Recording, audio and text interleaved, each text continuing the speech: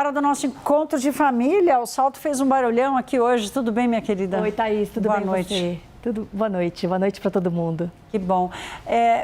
Lucinda Pinto já conosco. Lucinda, hoje teve vários motivos que mexeram com o mercado, a gente vai tentar passar por alguns deles aqui, mas lá fora houve hoje uma influência muito grande da performance das empresas de tecnologia. O que está acontecendo? Elas não estavam bombando? Thaís, a gente vai ver muito esse tipo de movimento daqui para frente. Então, altas muito expressivas são sucedidas por quedas também relevantes, e é o que está acontecendo nesses dias. E talvez a razão, o que deflagrou desta vez essa correção, tenha sido esse cenário de talvez um aumento de juros pelo Federal Reserve, o Banco Central americano. Então, essa situação de que existe uma chance muito importante que o mercado está colocando nos preços de haver um aumento de juros lá nos Estados Unidos, está mudando um pouco a pergunta do mercado no seguinte sentido. Até aqui, a gente estava perguntando assim, quem é que vai ganhar a corrida da IA? Quem é que vai conseguir monetizar todo esse investimento em inteligência artificial? Agora, a pergunta é, quem é que vai pagar esse custo? Porque se o juro sobe, o custo desses investimentos fica ainda maior. Então, o que a gente viu foi uma queda importante. Teve ações de companhias de componentes para a inteligência artificial que chegaram a cair mais de 10%. E a gente vê aqui no gráfico que a gente preparou como é que está o desempenho da Nasdaq, que é a bolsa lá nos Estados Unidos que reúne essas empresas de tecnologia. Desculpa a nossa falha, peraí que a turma está lá vendo como é que vai aparecer, enquanto isso você vai nos contando. É isso mesmo. Então, e esse movimento de correção, de queda importante aí das ações, NVIDIA, por exemplo, que é a grande... Hoje atingiu a NVIDIA também? Está caindo mais de 4%. Caiu mais de 4% hoje a ação da NVIDIA, que é a grande líder aí na corrida de inteligência artificial. Esse questionamento, ele acontece assim, ele vai uma maré que vai arrastando todo mundo, não pega uma ou outra empresa? Não, quando vem essa leitura, né, esse questionamento do investidor, será que o que o investidor no fim está perguntando? Subiu demais? Será que essas empresas não estão excessivamente valorizadas já? Será que esse gasto todo que as companhias estão fazendo nessa tecnologia vai dar retorno realmente? Será que vai ser tudo isso? E tem uma pergunta muito importante, tem muita gente na corrida da inteligência artificial. Tem espaço para todo mundo? A resposta é provavelmente não. Vamos ter empresas que vão vencer esse processo e tem empresas que não vão. Não tem dinheiro para investir em todas. Então, tem aqueles momentos de euforia que a gente vai ver o investidor encontrando ali ações que podem ter preços mais interessantes, mais atrativos, e a gente vê movimentos aí, então, em bloco, né, das ações todas subindo, mas vai ter momentos em que as ações de software vão cair e as empresas desenvolvedoras mesmo de inteligência artificial vão subir. Então, é sempre esse questionamento, essa busca pelo entendimento de qual será o cenário daqui para frente.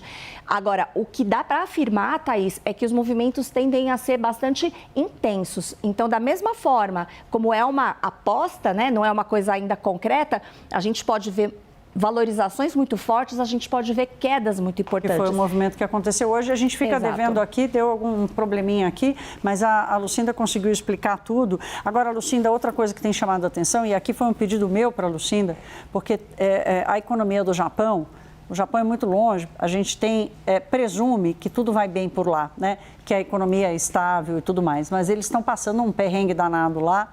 Então, em momento de elevação dos juros, num país em que conviveu décadas com juro negativo e agora enfrentam essa situação, e a moeda japonesa, o iene, está sofrendo desvalorizações constantes, e isso também impacta e aumenta a preocupação da economia global como um todo, né? Não apenas o Japão, né, Lucinda? Inclusive a nossa, Thaís, porque tem uma coisa muito importante sobre o Japão em relação a gente, é que o investidor global, ele faz uma operação que se chama carry trade.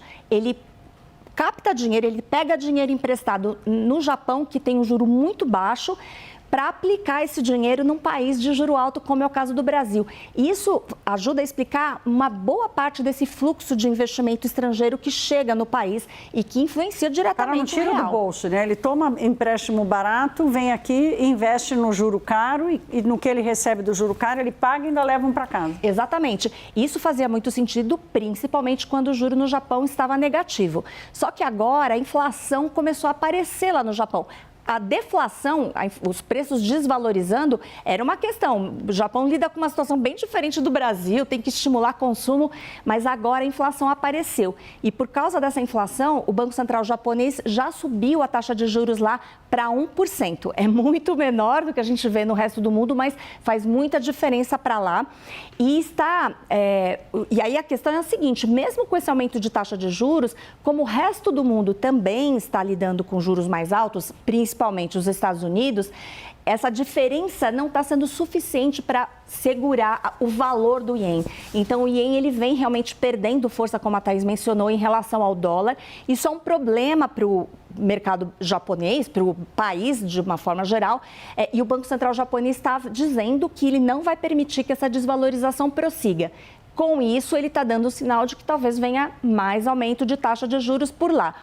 E hoje saíram os dados, o nome do dado é PMI, que é o Índice dos Gerentes de Compra, é um termômetro de como está a atividade econômica do país. E o PMI do Japão, na verdade, a gente conheceu de várias regiões. E o do Japão mostrou vigor, mostrou realmente uma economia em aquecimento, diferente da Europa. Na Europa, os PMIs estão mostrando ao contrário, uma economia ainda bastante enfraquecida. Então, o Banco Central japonês tem aí pela frente inflação, economia aquecida e um ien desvalorizado. Tudo isso sugere, então, aumento de juros e isso pode mudar totalmente a dinâmica, o fluxo de capital, claro, e impactar diretamente o real. Vamos ver como foi o real hoje? Vamos ver. Real e bolsa?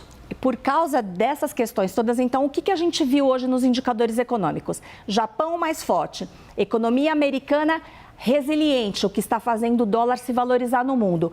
Já a Europa, a economia ainda enfraquecida. Lembrando que a Europa é um mercado importante para onde o Brasil exporta.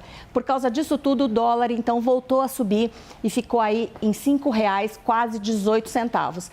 E o Ibovespa pegou uma carona positiva dessa venda de ações de tecnologia lá nos Estados Unidos. Então, a gente viu fluxo de capital estrangeiro comprando bolsa hoje, fechamos aí na linha dos 171 mil pontos. E a Bolsa contou também, Thaís, um pouquinho de ajuda da ata do Copom, que veio um pouquinho, aliviou um pouco os juros de longo prazo. A gente vai falar disso também. A ata do Copom é o documento mais importante do Comitê de Política Monetária hoje. Semana passada, quando a gente traz a decisão, a gente interpreta a decisão de acordo com um documento que tem ali alguns parágrafos, né? A ata do Copom é um documento mais extenso em que os diretores do Comitê de Política Monetária se estendem ali numa explicação e numa leitura de conjuntura para explicar por que tomaram a decisão da semana passada e como eu e Lucinda trouxemos aqui em tempo real, assim que a decisão foi tomada, havia ali um cheiro de uma sinalização de que o comitê estava preparado para, por exemplo, fazer uma pausa, mas ainda sinalizava que quer continuar cortando os juros. Mas houve também um parágrafo que gerou muita confusão no mercado de interpretação de que o Copom talvez tivesse sido leniente ou estaria sendo leniente, estaria adiando o cumprimento da meta, Lucinda.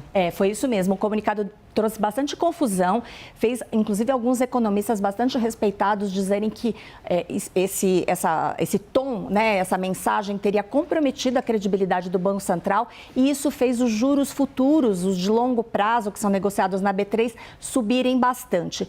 Agora, a ata, ela corrigiu um pouco essa confusão. Na visão das pessoas com quem a gente conversou, né, Thaís, o Copom deixou claro que ele poderá sim parar de cortar a taxa Selic se a situação não melhorar. Não é que o mercado deseje que a Selic continue alta, mas o mercado tem receio de que o Banco Central seja negligente mesmo com o controle da inflação e acabe cortando os juros mais do que ele deveria num momento delicado em que as projeções de inflação estão ainda muito altas. Então, o Copom hoje, nessa ata, ele esclareceu que ele está disposto a fazer o que for necessário, que ele só vai voltar a cortar a taxa Selic se as projeções voltarem a cair, se o petróleo continuar caindo, se houver uma indicação de que os preços correntes tiveram algum alívio. Então, só que aí é o seguinte, quando a gente conversa com os economistas, é muito improvável que isso aconteça dentro de 40 dias, né? Que é quando 40 e poucos dias, quando vai ter a próxima reunião.